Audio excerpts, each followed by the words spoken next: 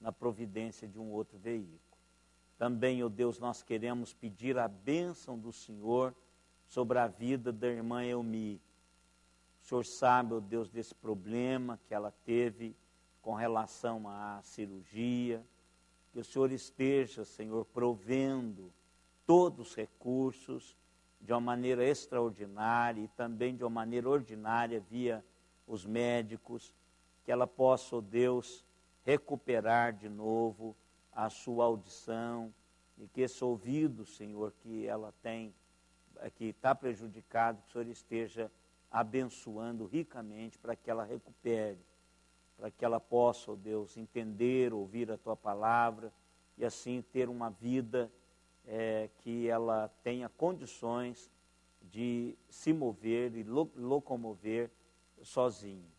Também, ó Deus, nós te pedimos pela vida do irmão Ziel, nesse período que ele está fazendo esse check-up, que o Senhor também esteja abençoando o Senhor, para que tudo concorra para o bem dele e para a honra e glória do Teu nome. E com estes irmãos, queremos pedir por todos aqueles que nós estamos orando, que o Senhor esteja de uma maneira especial abençoando aqueles que tiveram problemas do AVC, também a cunhada do Geraldo, que o Senhor esteja cuidando dela, que os médicos tenham, Deus, também o recurso necessário para estabilizar a sua circulação. Abençoa ricamente a sua família, que o Senhor esteja de uma maneira especial abençoando a todos, o André, o Diácono, que são pessoas que tiveram problemas de AVC. O Senhor esteja cuidando de cada um, dando a cada um, ó Deus, a bênção do cuidado paternal. Obrigado, ó Deus, também pelos aqueles que estão conectados conosco via internet, que o Senhor esteja derramando graça e misericórdia à vida destas pessoas também. Qualquer parte que eles estiverem, que o Teu Espírito esteja movendo-se em direção a cada um. Louvamos-Te pelo privilégio nosso de estarmos juntos aqui. Que o Senhor derrame sobre nós também graça e misericórdia. Em nome de Jesus é que nós te oramos. Amém, Senhor. Amém. Vamos cantar, irmãos. Vamos louvar o nosso Deus com o hino 135. Mais de Cristo. Mais de Cristo eu quero ter, seu ensino receber, ter da sua compaixão e da sua mansidão. Vamos colocar em pé para cantarmos este hino.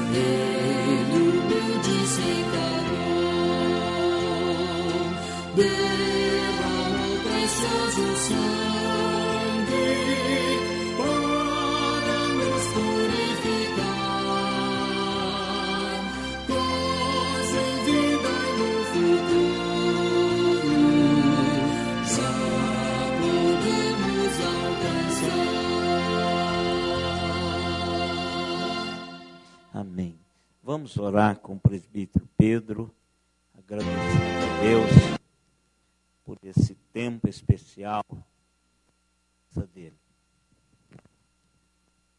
Pai, nós te agradecemos por esses instantes que vamos passar aqui juntamente com os nossos irmãos para estudar a tua palavra, Pai. Obrigado porque nós temos esse livre acesso e estamos livres de estudar a tua palavra nesse país que tu nos colocaste, ó Deus. E nós pedimos nessa hora que tu esteja abençoando os nossos governadores nesses dias tão difíceis que estão passando, ó Pai. Que realmente a tua misericórdia esteja realmente nos corações daqueles que estão na direção do nosso país, ó Pai. E principalmente aqueles nossos governantes que são do Senhor, ó Pai. Que eles possam dar o testemunho fiel da tua palavra, Deus. Lá no meio daqueles do Congresso, dos deputados, dos senadores, que tu esteja atuando conforme o teu querer, ó Pai. Abençoe nessa hora, ilumine o pastor que irá trazer a tua mensagem, que já tu colocaste no seu coração, ó Pai. Que nós possamos aprender e colocá-la em prática onde quer que estejamos nessa semana, ó Pai. Em nome e por amor de Jesus. Amém.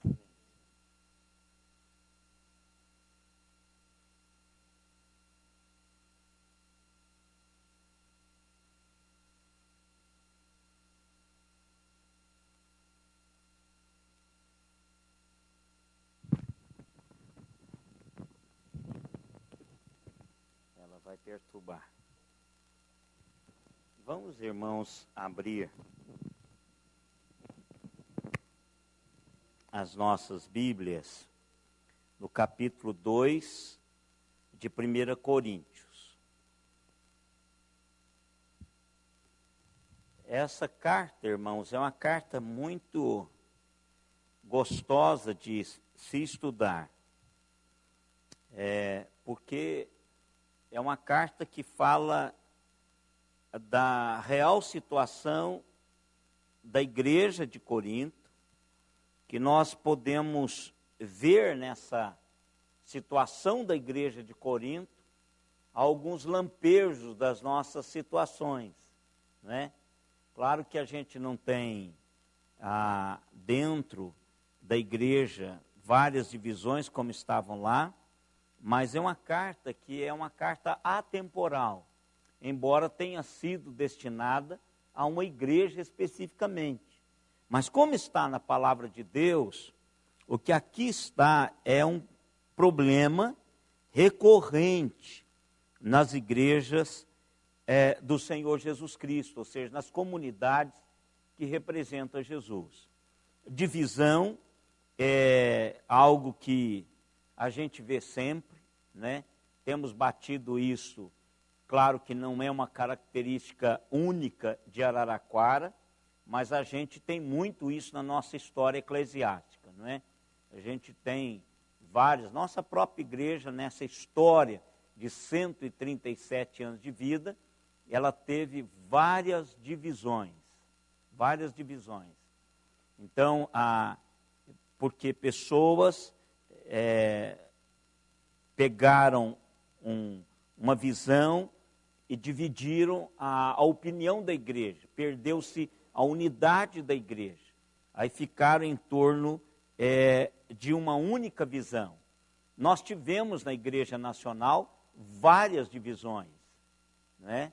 Tivemos no Nordeste a Igreja Fundamentalista, com Israel Gueiros, que hoje a igreja praticamente fundamentalista, ela está toda na Igreja Presbiteriana já, e tivemos a IPI, né, que foi uma divisão devido, uma das razões foi a questão da maçonaria, né, foi a divisão. Depois nós tivemos a divisão da Igreja Presbiteriana Renovada, que foi a questão dos dons espirituais. Mas todas essas divisões, a razão sempre foi uma razão secundária. Uma razão em que alguém não concordou e rachou a igreja. Mas o que Paulo está dizendo é que nenhum homem deveria fazer isso, porque nenhum homem morreu pela igreja. O único homem que morreu pela igreja foi Jesus Cristo. Paulo não morreu, não foi ele o instrumento de ingresso das pessoas à presença de Deus, porque ele falou que ninguém foi batizado em nome dele, não é? Ele não é aquele intercessor, aquele que apresenta a pessoa diante de Deus e dá a essa pessoa uma segurança de estar salva, mas Jesus Cristo que fez isso. Mas ele também fala da mensagem que foge da cruz, da mensagem que ela é uma mensagem rica de sabedoria humana, rica de filosofia humana, não é? Então Paulo diz que ele quer pregar aos coríntios exatamente a cruz de Cristo, que ele abre mão de todo conhecimento e a cruz de Cristo seria o centro da sua mensagem. E isso serve para nós também hoje, porque uma das coisas que nós estamos percebendo muito é a questão da cruz perder o centro das nossas mensagens. Os irmãos podem prestar atenção que a nossa mensagem ela é muito mais humanista do que cristã, cristológica. Há muito mais da autoajuda do que da cruz de Cristo. Pode olhar, se você conseguir fazer essa distinção, por exemplo, as nossas músicas que estão compondo hoje é mais autoajuda do que a mensagem do Evangelho. Isso, minha irmã, somos o centro. Quer dizer, nós passamos a agradar o homem, embora não estejamos prioritariamente preocupados em agradar a Jesus. A nossa mensagem, o problema é que essa mensagem, ela está sendo bombardeada pela mídia, pelas leis humanistas que estão sendo impostas na vida da sociedade. E aí, o que acontece? Para ser popular, eu deixo de pregar a mensagem da cruz. Eu deixo de falar em pecado. Eu deixo de falar que o homem está perdido. Eu começo a dizer que o homem, ele é fruto do meio, aquela coisa toda, para tornar a mensagem humanista. Nós queremos ser agradados. Se nós não nos agradamos, então a gente sai e não quer ouvir mais essa questão do pecado. Então, a mensagem que Paulo transmite à igreja, voltando a mensagem para a centralidade de Jesus Cristo, é a mesma coisa que nós precisamos hoje. Nós precisamos de voltar de novo à mensagem da cruz. Quando eu faço isso, eu volto de novo a colocar o homem no lugar que ele sempre esteve, que é morto em seus delitos e pecados. Por isso que eu falei domingo passado sobre o Lucas, porque é muito difícil você ter um pastor novo como Lucas, que toca num assunto de como ele tocou no culto à noite. Por quê? Porque ele trouxe de novo a centralidade da mensagem. Olha, o homem está morto, mortinho, só em Cristo que esse homem pode ganhar vida de novo. Então essa é a mensagem do apóstolo Paulo para a igreja de Corinto. Paulo agora está tirando Apolo, Paulo e Cefas do centro e está trazendo a Jesus Cristo para o lugar devido de Cristo. Quer dizer, ele está dizendo, olha, não são os indivíduos, é Jesus Cristo, é a mensagem da cruz que é o centro do cristianismo, por isso que é cristianismo. Então Paulo diz o que é que ele foi fazer lá, e dizendo que esta é a mensagem da igreja do Senhor Jesus Cristo. Aí nós estudamos até o verso 5, não é? Que Paulo aqui, o que ele está fazendo é dar à igreja, o que nós terminamos do capítulo 2 até o verso 5, é dar à igreja uma base para continuar caminhando independentemente do homem.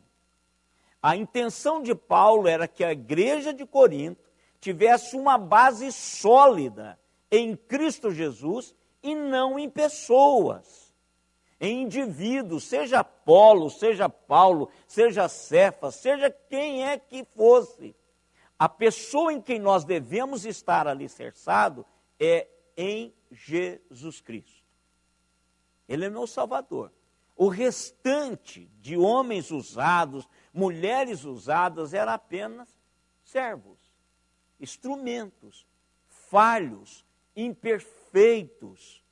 Jesus Cristo é a base da minha realidade espiritual.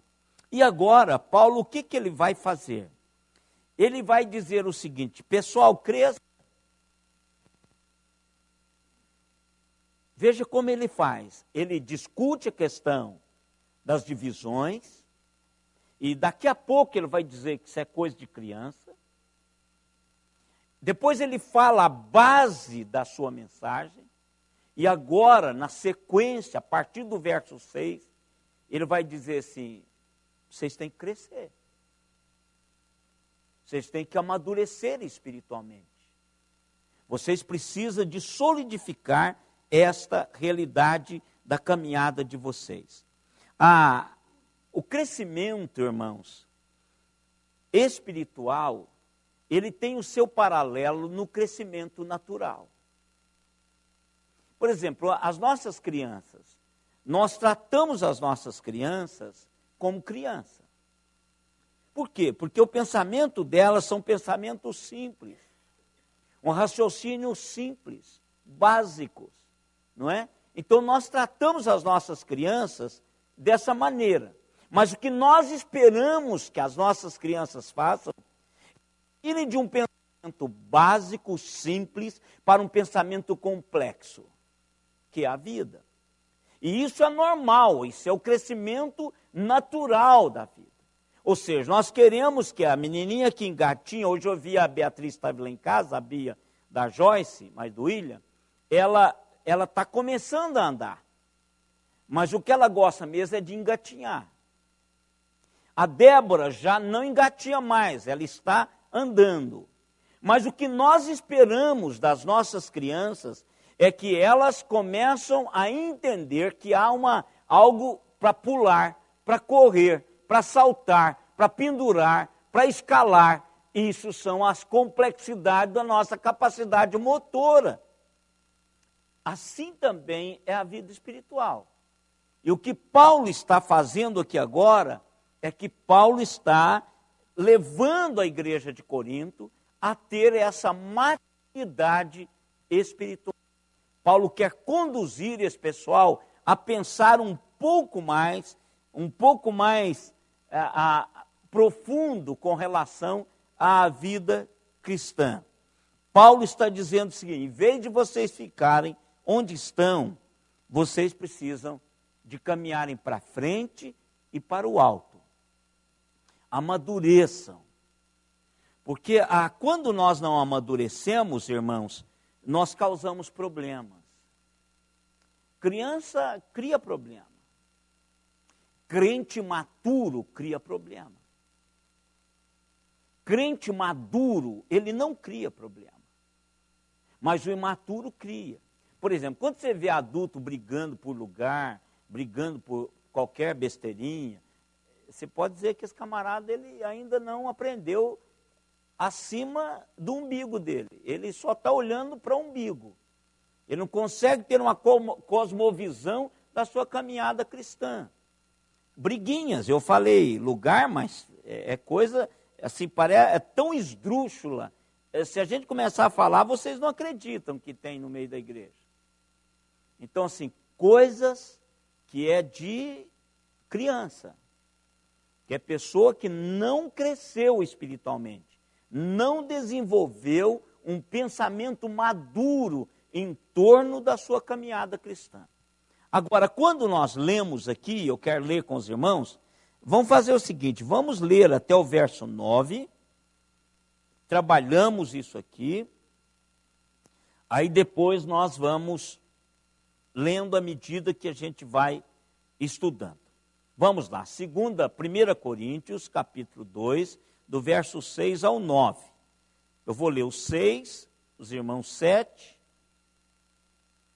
eu o 8, os irmãos o 9. Entretanto, expomos sabedoria entre os experimentados, não porém a sabedoria deste século, nem a dos poderosos desta época, que se reduzem a nada.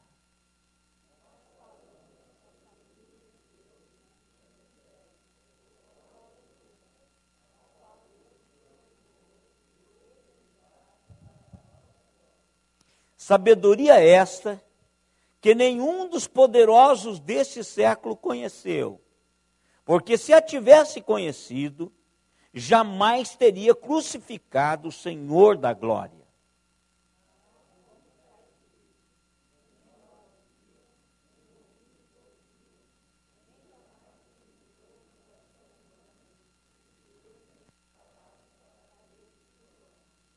Então, o que Paulo começa a fazer, irmãos? Primeiro, ele dá, aqui é uma linguagem, ele está usando uma linguagem para dar àquelas pessoas que estão ouvindo uma palmada de pelica. O que vocês descobriram aí no verso 6?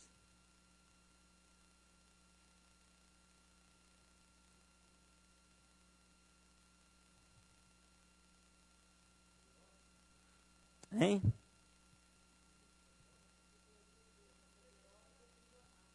Não, mas antes um pouquinho. Entretanto, expomos, o quê? Isto. Expomos sabedoria entre os experimentados. Primeiro ele está dizendo assim, vocês estão se achando os bambambãs. Nós trouxemos, não porém, ele está falando assim, falando para um punhado de doutores, de pós-docs, segundo a sabedoria dos homens. Porém, o que eu quero dizer para vocês, que vocês ainda não sabem, é a sabedoria da cruz. Irmãos, como que isso aqui é importante, a gente precisa de colocar isso no coração, irmãos. Paulo está dizendo que o evangelho é simples, mas ao mesmo tempo o evangelho é de uma complexidade tremenda, simples ao ponto de qualquer criança entendê-lo, mas complexo ao ponto de um teólogo não conseguir penetrar na sua profundidade plena. Paulo está falando para pessoas que ele está dizendo, vocês são pessoas experimentadas com relação à sabedoria do mundo. Mas quanto à sabedoria de Deus, vocês não são maduros. O que vocês estão inchados é com a sabedoria deste século. Segundo o mundo. Irmãos, pensa se não é assim conosco.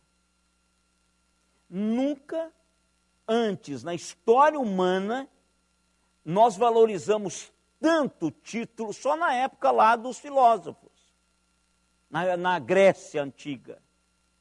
Tanto que nós valorizamos o conhecimento, o diploma, o pós-doc, o pós-mestrado, o mestrado, pós não sei o quê, o conhecimento, como nós estamos atrás do conhecimento.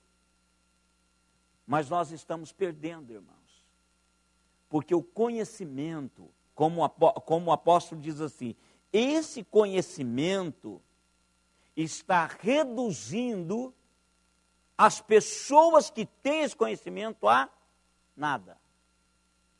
Irmãos, qualquer complexidade maior da vida, nós olhamos para as pessoas e elas não sabem o que fazer. Não sabem o que fazer. Existe um mosquitinho que está no Brasil, há muitos anos. Por que nós não acabamos com ele? Por que nós ainda não acabamos com ele? Todo o nosso conhecimento, por que nós não acabamos com ele?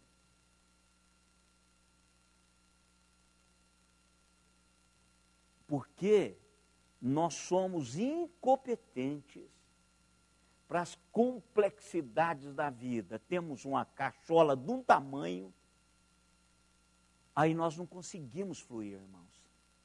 Não conseguimos. Não conseguimos fluir. Isso está reduzindo-nos a nada. Aquele problema lá dos refugiados, irmãos, aquilo é um absurdo para a nossa época, é inconcebível aquilo. Aquilo vai ficar como uma mancha da nossa era. A era da internet, a era da comunicação fantástica. Aconteceu esse negócio, acontecendo isso entre nós. Mas a preocupação daquele pessoal lá é outra. É a preocupação da invasão de uma religião invadindo países católicos e países protestantes em massa. Em massa.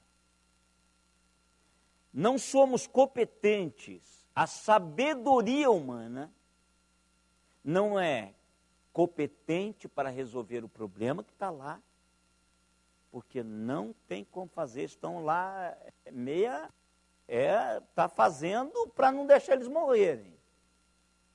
Nem o que vai vir.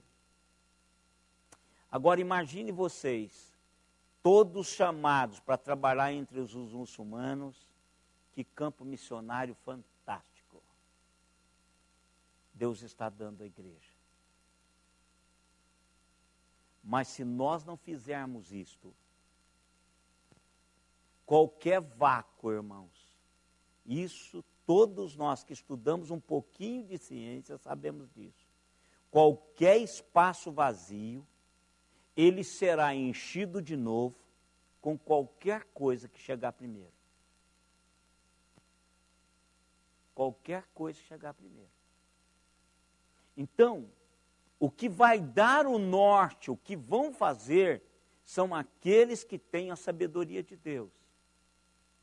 Os que não têm vão pensar apenas, politicamente falando. Vão pensar apenas na ação social, de receber aquelas pessoas. O que Paulo está dizendo é que a sabedoria, ele não está, Paulo é uma pessoa de um profundo conhecimento. Ele não está falando que isso é errado. O que ele está falando é que quando nós interpomos a sabedoria humana com a sabedoria de Deus, a gente perde. Não tem como mover a igreja de Deus pela sabedoria humana. Paulo está falando que a igreja precisa amadurecer. Ele está dizendo, vocês são doutores, vocês são experimentados na vida. Paulo não está dizendo o contrário. É uma cidade culta, é uma cidade rica, é uma cidade onde tem pessoas pensantes, inteligentes. Mas Paulo está dizendo, está anulando, a sabedoria deles estão anulando, eles não estão indo para lugar nenhum, e o que eles sabem estão acabando com eles. É o que o texto nos diz, que se reduzem a nada. Poderosos dessa época, nem a dos poderosos dessa época, que se reduzem a nada. É incompetência, irmãos, diante do que se apresenta. E para a igreja, Paulo está dizendo assim, isso não serve.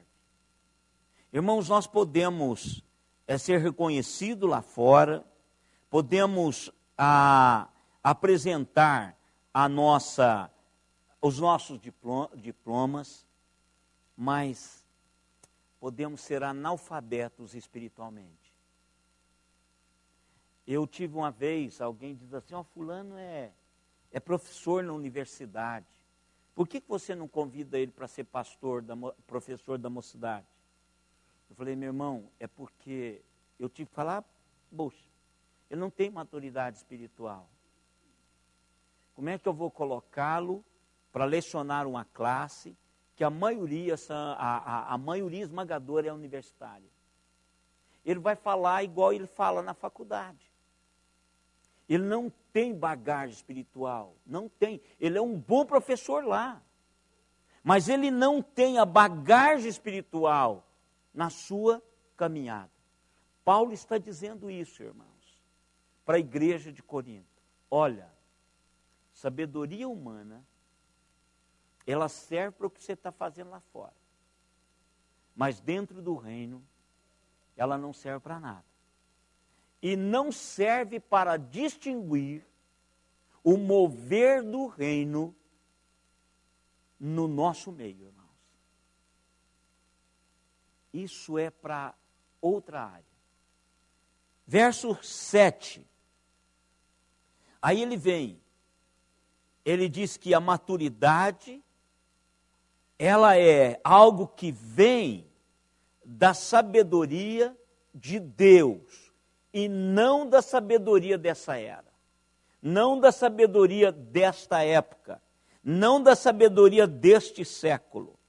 Mas ele disse, mas falamos a sabedoria de Deus em mistério, outrora oculta, a qual Deus preordenou desde a eternidade para a nossa glória. Olha que coisa fantástica, irmãos. Paulo está dizendo assim, o que eu vou dizer, o que nós estamos pregando, é algo que estava escondido em Deus por toda a eternidade, porque ele está falando de Jesus Cristo, irmãos. Não se esqueça, ele está falando da novidade da cruz. Isso aqui é o século, é o ano 50, é o ano 60, é o ano que está começando, é o primeiro século. Jesus ainda se sente o ecoar da vida de Jesus. Então o que ele está falando? Olha, não estou dizendo de conhecimento humano, estou falando de algo que Deus guardou por toda a eternidade e revelou agora em Cristo Jesus. É isso que eu estou falando. Ou seja, irmãos, alguém precisava pensar, não com a cabeça natural, não com o raciocínio natural. Alguém precisava de algo mais para ter essa maturidade espiritual, para pensar como se estivesse pensando com realidade a eternidade, mesmo estando aqui agora. E esta é a dificuldade, irmãos, minha e sua.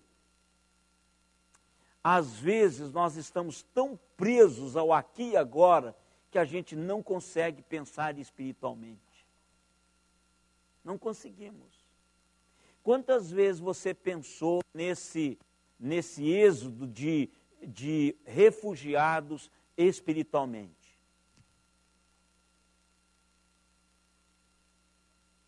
Quantas vezes? Eu fiquei triste com a morte.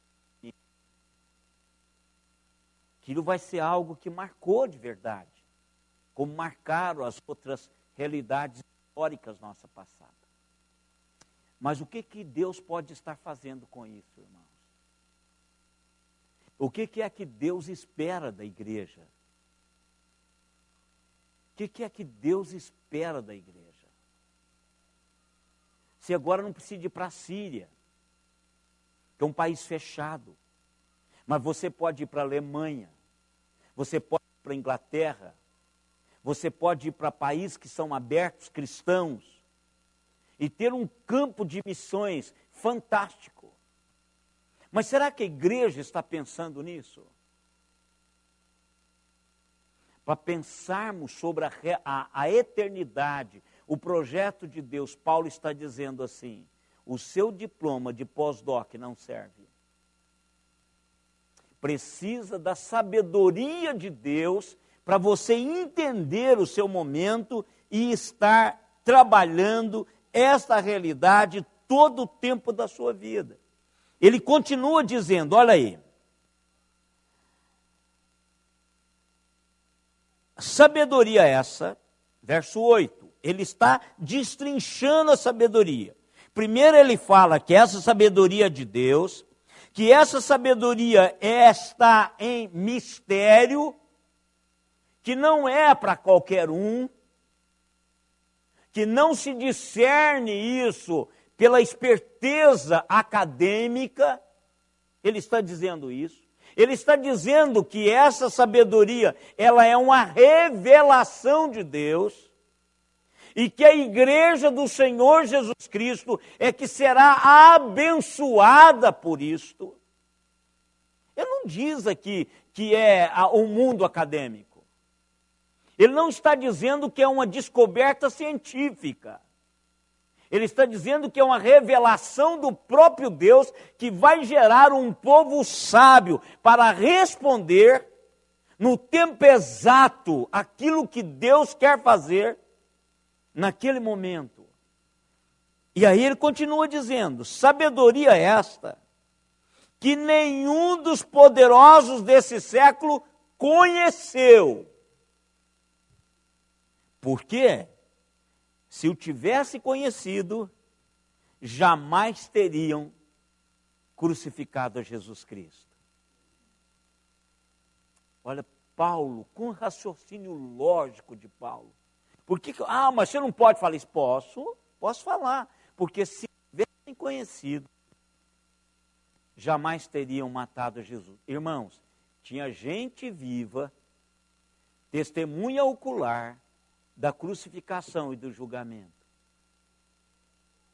Talvez aquele soldado mais novo agora estava indo para a reserva. E ele estava lá. Talvez alguém que participou, que viveu com Jesus, ainda estivesse vivo. Porque isso aqui é metade do primeiro século. Então Paulo está dizendo o seguinte, olha, toda essa sabedoria, até mesmo dos religiosos. E aqui, irmãos, nem todo que tem diploma de teologia é um homem espiritual. Nem todo que esteja dirigindo o sinédrio, o sino do presbitério, é um homem espiritual. Ele pode ter conhecimento adquirido. Que todos nós temos essa habilidade de aprender aquilo que nós lemos, que nós debruçamos. Por que eu gosto, que eu sei a história do Guinho, do Zezinho, do Luizinho? É porque eu li muito esses patos.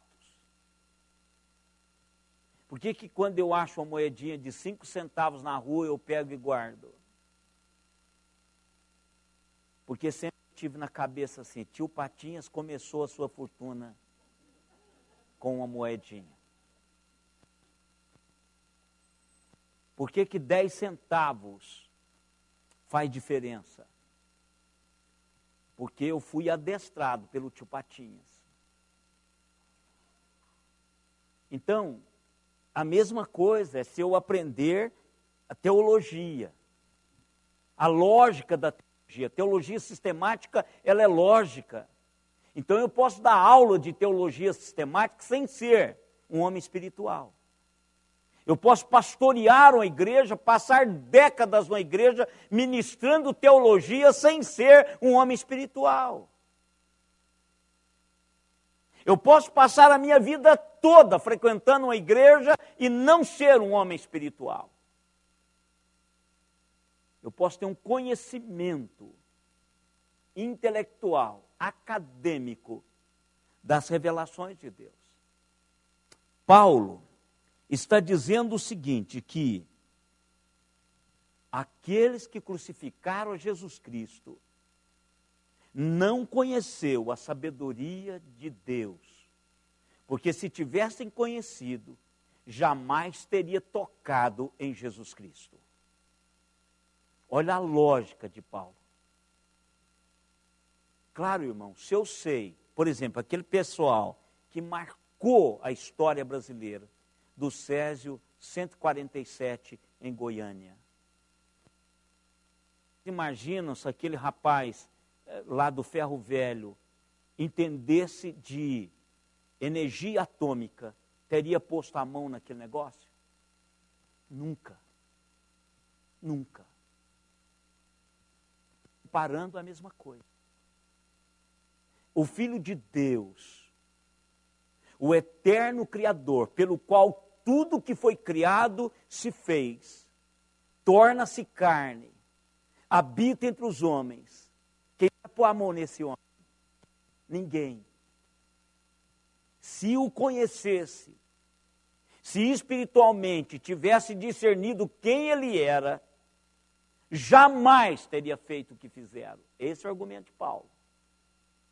E aqueles que reconheceram quem ele era, foram extremamente abençoados. Me diga 3. Me diz 2 velhinhos e um jovem. Não, 2 velhinhos e um jovem. Não, Pedro era jovem. Ana, Simeão. Ana, Simeão e quem mais? Um jovem, muito jovem, tão jovem quanto Jesus Cristo, João Batista. Simão pega e diz, posso morrer agora. E, gente, esse homem sabia, ele sabia quem era Jesus Cristo. Posso ir embora, eu já vi a tua salvação. Olha que coisa fantástica. Isso. Ana também. João Batista, eis o Cristo que tira o pecado do mundo. O Cordeiro de Deus. João Batista. Outro, rápido, que o Espírito abriu a cabeça dele. Quem? O ladrão da cruz. O centurião depois. E isso, Deus vai fazendo isto, embora o Sinédrio não, Pilatos não. Pilatos tinha, assim, um discernimento por habilidade política. Esse homem não é o que eles estão dizendo que ele é, mas eu não sei o que ele é. Hein? Nicodemos também descobriu. Nicodemos também. Por quê? Por aquela conversa que ele teve com Jesus. E Jesus diz para ele o segredo: Nicodemos, se o Espírito de Deus não fizer com você, você não vai saber. Qual foi a primeira? Aqui, Paulo, você citou Nicodemos, fantástico. Qual foi a argumentação de Jesus? Qual que foi o primeiro embate que Nicodemos levou um susto quando Jesus o confrontou? Com o quê? Nicodemos, você é mestre em Israel e não sabe dessas coisas. É o que Paulo está falando. Cadê a sabedoria humana? Quer dizer, ele sabia tudo sobre a Torá. Ele sabia, inclusive, citá-la de cor. As leis, o lavar a mão antes, depois, todo o ritual ele sabia. Mas o que ele precisava saber, ele não sabia. O que era espiritual. Irmãos, esse é o grande problema que nós temos hoje. A mulher samaritana. Isso. Você também não sabe. Embora você entenda tudo sobre o culto judaico.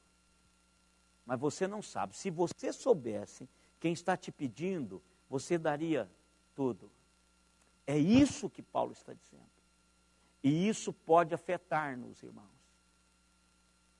Nós temos conhecimento, nunca se produziu tanta Bíblia, nunca se produziu tanto seriado, nunca se produziu tanto filme, nunca se criticou tanto, e a gente sabe tudo isso. Mas às vezes nós somos analfabetos espiritualmente, nós não temos discernimento. Nós não temos que discernimento. E o que Paulo está fazendo é tentar puxar essa igreja para o fundo, mesmo que ela afogue, que ela beba um pouco de água, mas ele está tentando levar essa igreja, tirar a igreja da superficialidade. Porque quando nós estamos na superficialidade, irmão, o que a gente briga? A gente briga por pirulito.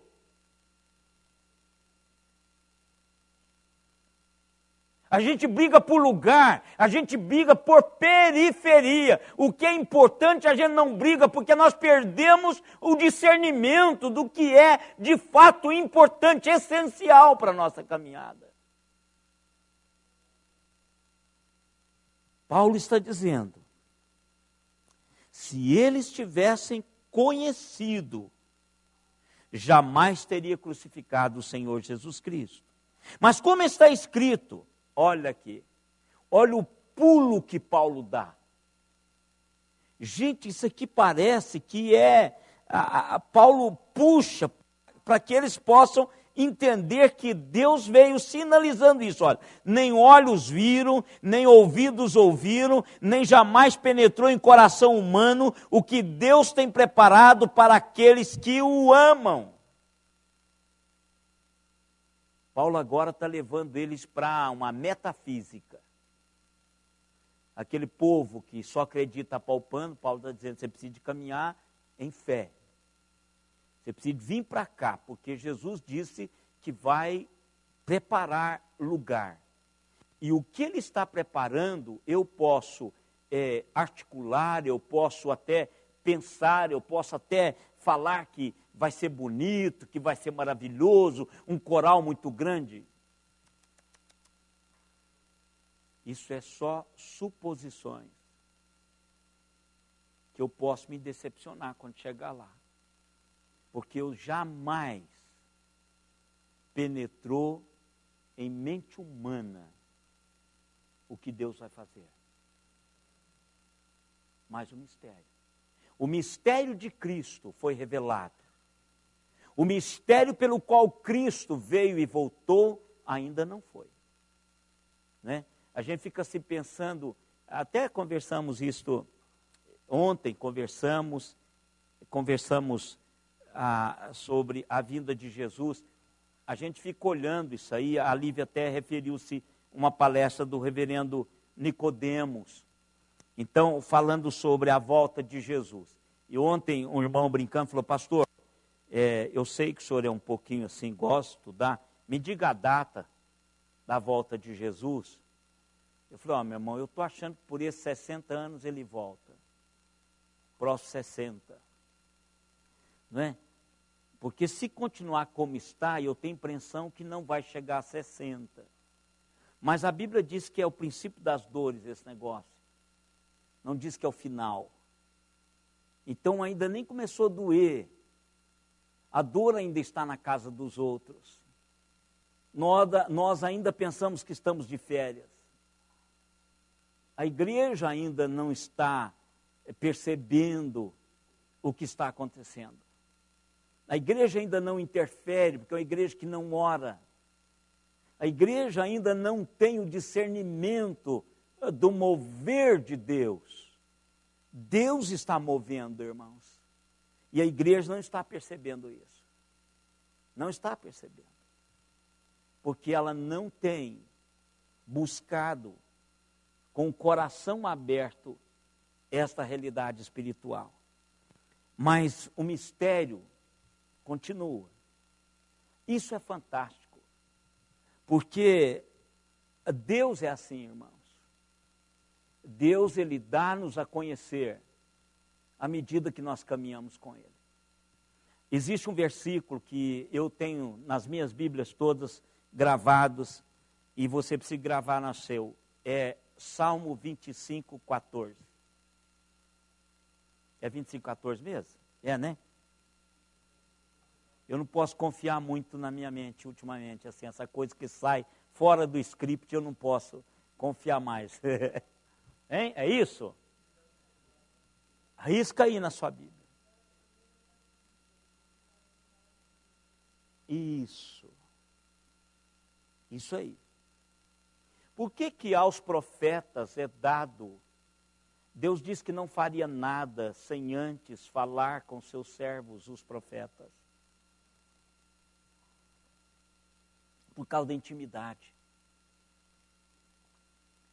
O que é intimidade, irmãos? É quando eu passo tempo, quando eu entro em comunicação, em relacionamento íntimo, quando eu leio a palavra, quando eu oro, quando eu participo do mover de Deus, quando eu sou efetivamente parte daquilo que Deus está fazendo. Por isso que a igreja é importante. Irmãos, tudo quanto Deus vai fazer no mundo, Ele vai fazer via igreja. Se eu quiser participar do que Deus está fazendo e de que Deus vai fazer futuramente, eu tenho que estar envolvido no projeto igreja. Não há lugar para Paladino do Oeste, Zorro. Não tem. Não tem lugar, nem para o tonto, que é o colega do Zorro. É o corpo, é a igreja. A igreja é o mover de Deus no mundo. Então eu preciso de participar disso. E eu preciso de ter intimidade com Deus. Eu preciso de caminhar com Deus para Deus cochichar nos meus ouvidos aquilo que Ele quer fazer. O porquê dos acontecimentos. O porquê de tudo quanto está acontecendo agora. As pessoas ficam apavoradas, mas há um porquê espiritual. E a gente aguarda. Ele está voltando, mas antes dele chegar, algumas coisas estão vindo à frente dele. E a Bíblia é cheia dessas sinalizações. Mas vamos mais, irmãos, verso 10. Deixa eu só passar para os irmãos uma coisa. Hoje eu li uma entrevista que foi dado àqueles criadores, ao diretor e aquele grupo de pessoas que fizeram aquele filme Religião. Alguém já assistiu? Eu nem vou recomendar porque está em português, já está em legendado. Ele foi lançado há algum tempo atrás aí. Mas o bom tem determinadas coisas que Deus não deixa a gente ser tão divulgada a ponto das pessoas assistirem, né? Mas hoje eu estava lendo a entrevista do Léury, Léury Charles e Bill Maher. São os dois que fizeram. É um comentarista político, humorista, e esse Léury é o diretor de filmagem. É uma combinação de religião e sátira. Não é aquilo que o Chico fazia com Tom Jones lá, né? Aquilo lá é uma sátira, né? Da igreja evangélica. Claro que pegou aquele fato do Jim Jones, né? E traduziu para sátira. Irmãos, quem dá munição para esse povo criticar a igreja somos nós mesmos.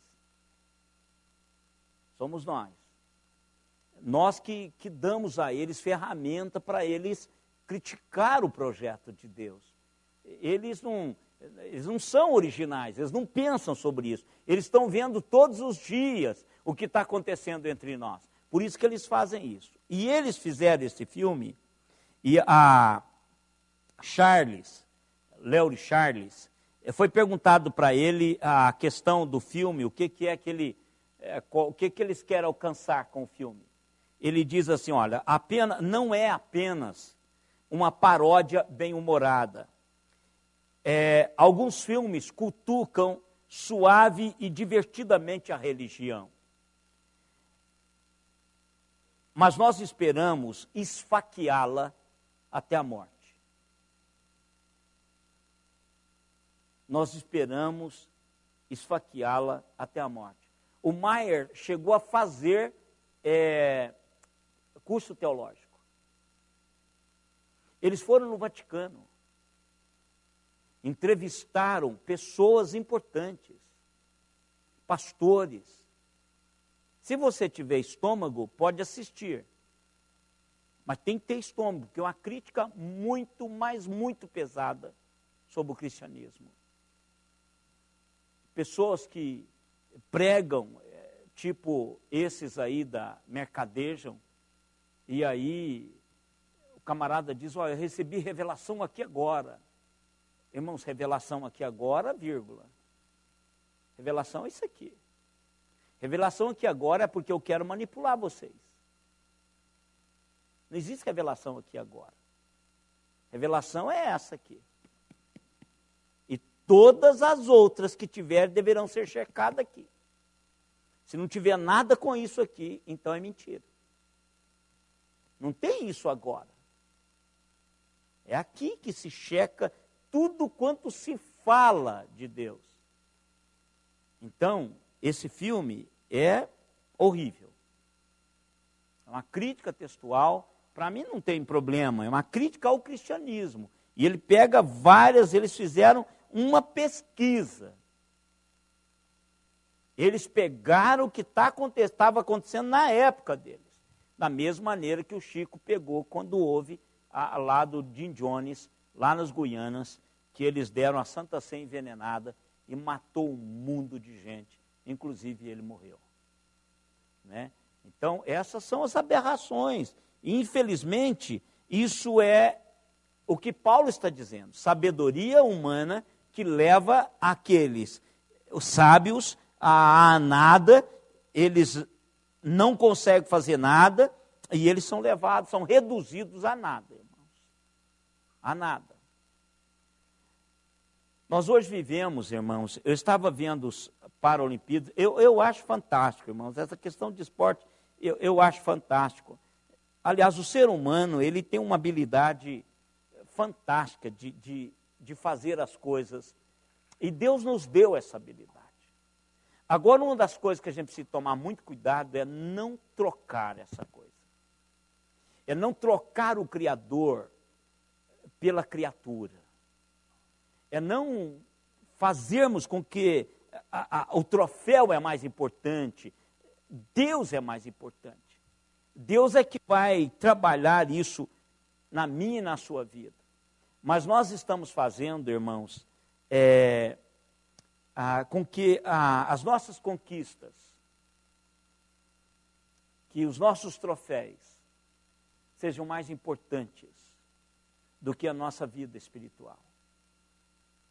Voltando ao Lucas, ele diz aqui domingo passado de manhã, e é uma realidade que as pessoas sentem isso, pessoas que lidam com coral, com conjunto, é que as pessoas estão priorizando as suas conquistas, aquilo pelo qual foram conquistados. Paulo está dizendo, olha, eu considero tudo como refúgio para conquistar aquilo pelo qual eu fui conquistado.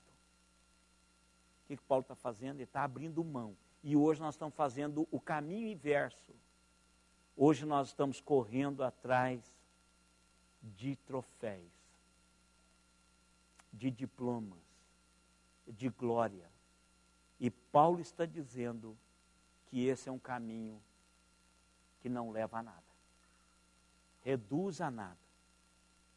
A sabedoria de Deus tem que ser prioridade na minha e na sua vida. Se a gente quiser representá-lo da maneira pela qual nós fomos representados na cruz. Dar a Cristo prioridade, assim como ele fez comigo e com você. Quando ele morreu na cruz, ele não negociou com o diabo, ele não negociou com as pessoas a minha salvação e a sua salvação. Ele levou até o final. Agora eu preciso de fazer isso por ele. Eu preciso de não negociar. Eu preciso de levar com prioridade aquilo que eu fui comissionado para fazer. Irmão, vocês já pensaram que tem pessoas ainda perdidas, além daquelas que você já levou Jesus, pessoas perdidas, que no projeto de Deus, eu e vocês somos no coração de Deus o canal para salvá-las, para levá-las a Jesus Cristo. Você já parou para pensar nisso?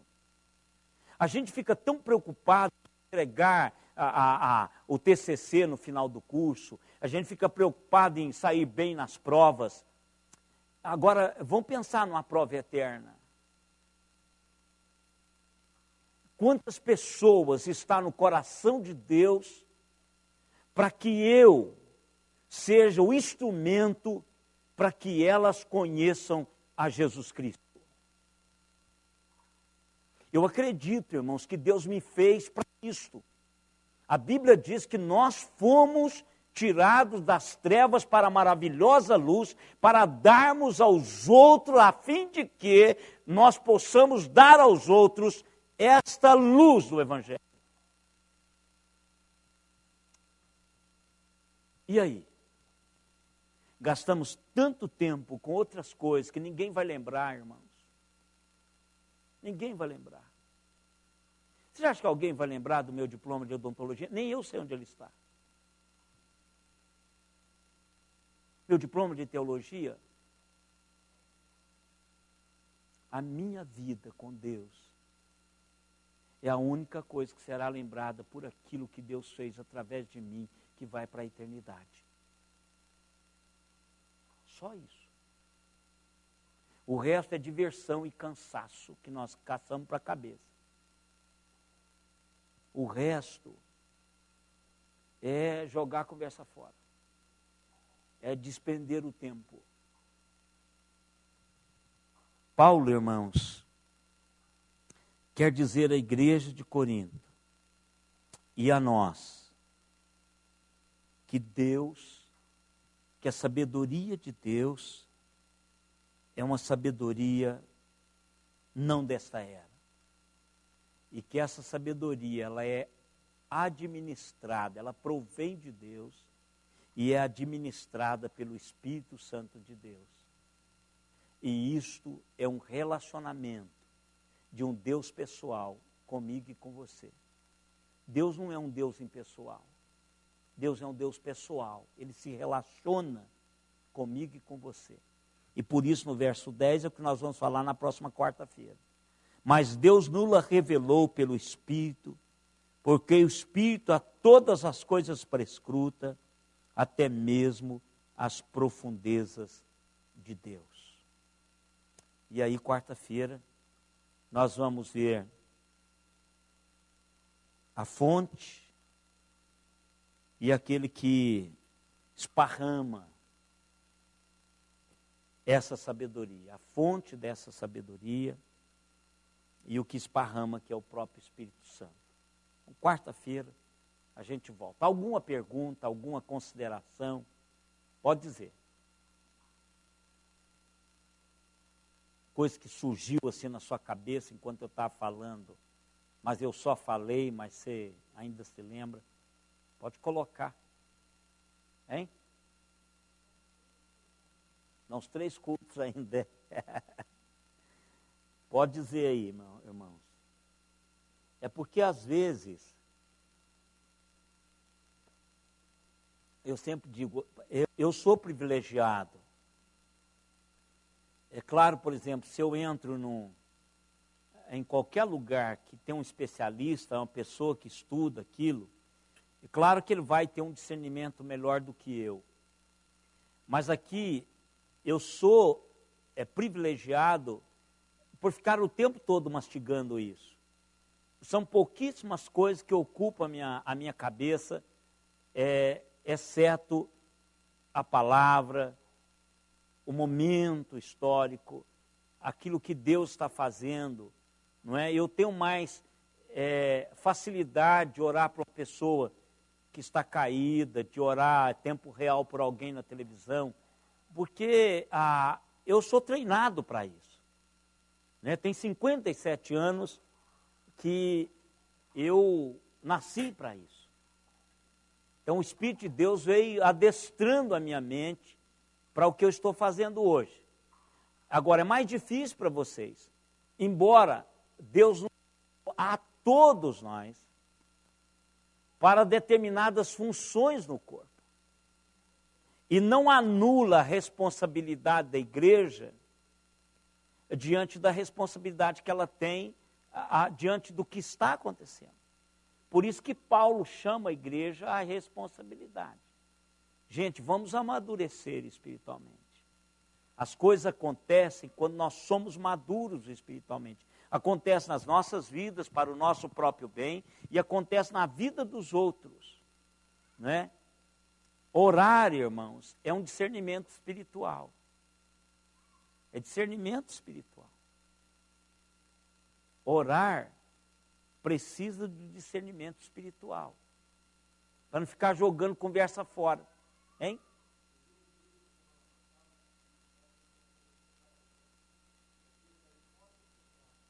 Portas fechadas.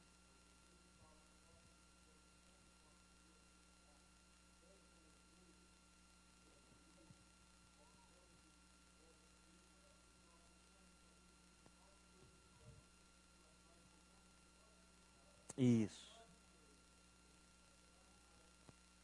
Isso. Ó, irmão, só completando, dando vocês uma colherzinha, abrindo o apetite de vocês para ler a vida de George Miller.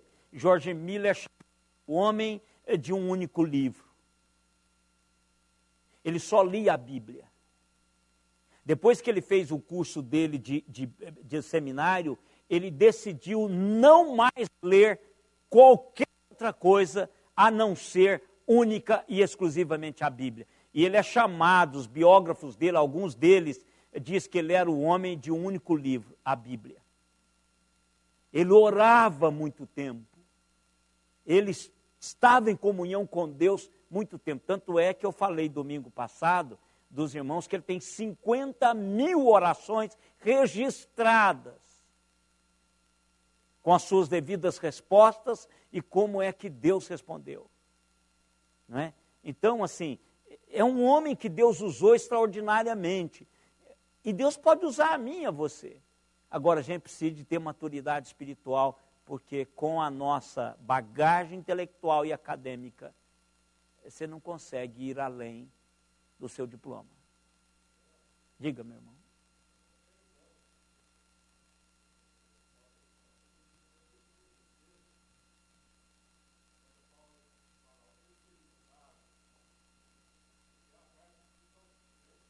De Corinto.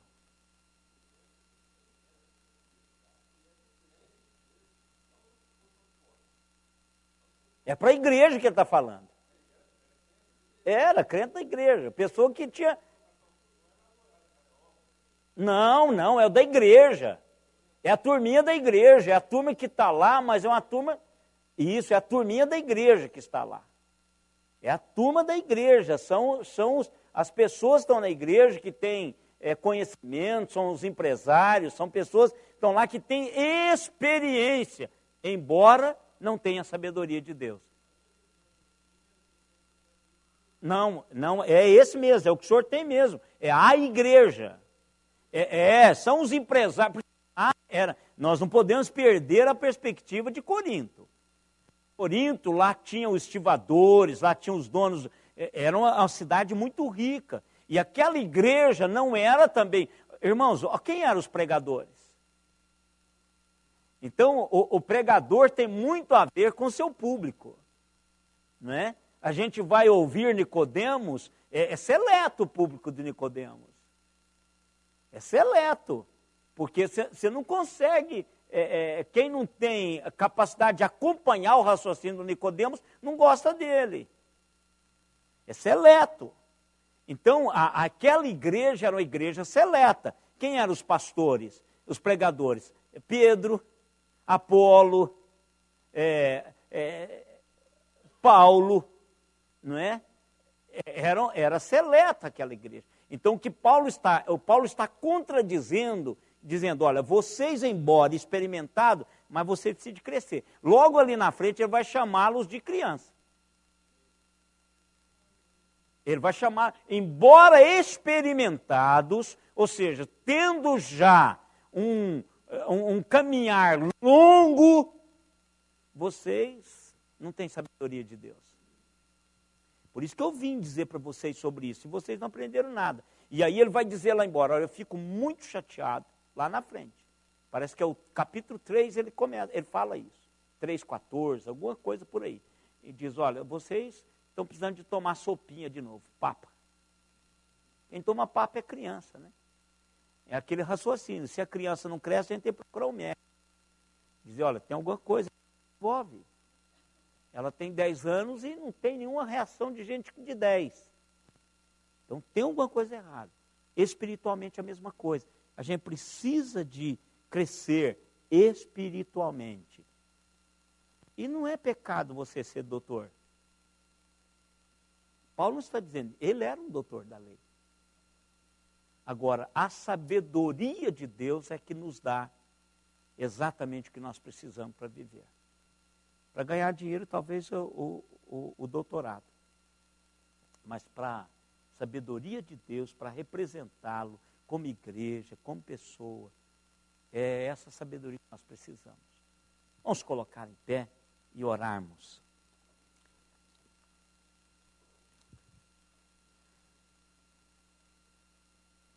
Deus amado, como às vezes, ó Deus, nós temos invertido as coisas. Quantas vezes nós gastamos horas, mais horas, academicamente. E a leitura da tua palavra tem sido aqueles lanchinhos superficiais, aquela água com açúcar. As nossas orações não vai além dos nossos próprios pedidos, do nosso egoísmo, de querermos e querermos e querermos para nós, para a nossa família, para as pessoas que estão em volta de nós, que são os nossos queridos. Pai querido, nós queremos ir além.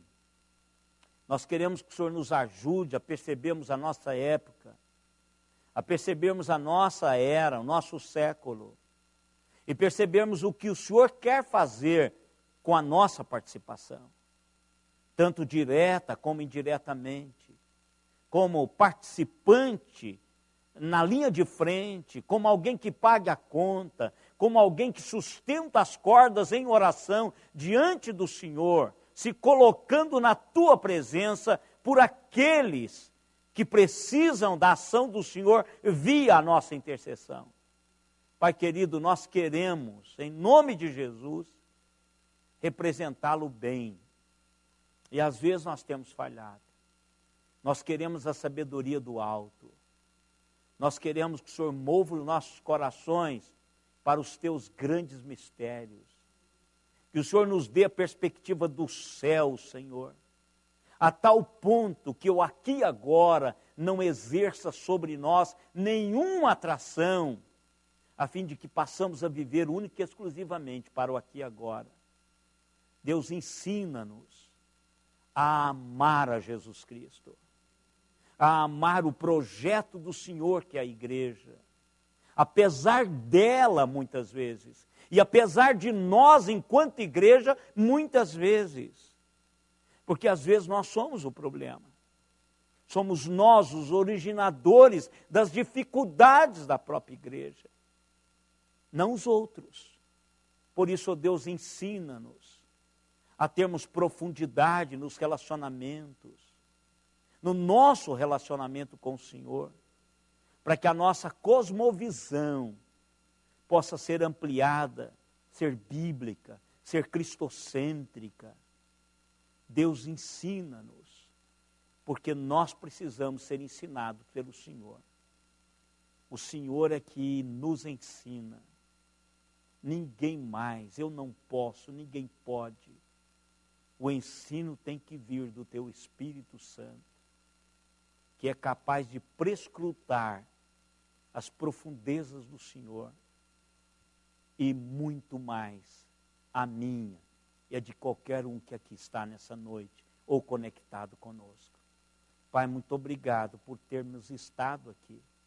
Muito obrigado pela tua presença. Muito obrigado, Deus, porque o Senhor nos deu o privilégio de nos ajuntarmos em torno da tua palavra e do Senhor nessa noite. Deus, nós clamamos por discernimento da tua igreja mundial para esse movimento étnico, esse êxodo que o Senhor está provocando, Deus, lá na Europa. Que o Senhor esteja, ó Deus, fazendo exatamente cumprir a tua vontade absoluta para aquelas vidas. Mova a tua igreja, Senhor.